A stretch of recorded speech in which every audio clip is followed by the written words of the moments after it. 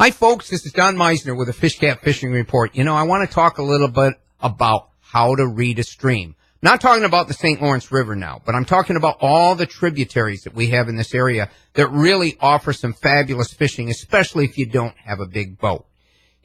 Let's just picture the Grass River and think of some of those long, long pools. Some of those pools are maybe even a half-mile long. And there are some big fish in those pools. Probably that's where a lot of the muskies live. But if you're fishing those pools, you can go long, long distances without finding or catching a fish. You want to go where the active fish are, and there's two key places. Number one, in the beginning of a pool, where the water cascades over rocks, where it's bubbling, it's fast. This is where there's plenty of oxygen. This is where all the bait fish is going to be washed down into. This is where the active fish go to eat. It's a great place to fish. It's easily identifiable because it's where the rapids begin.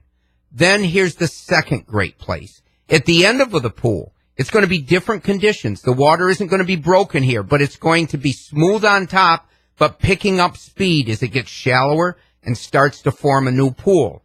At the end of this pool, the fish, the big game fish, know that bait fish is going to be washed to this point. It's going to be hanging here before it gets washed over the rocks, and this is another place where they go to feed. Remember, they may not live here most of the time, but when fish are back in the major part of the pools, they're resting. They're not active, and you want to be where the fish are active.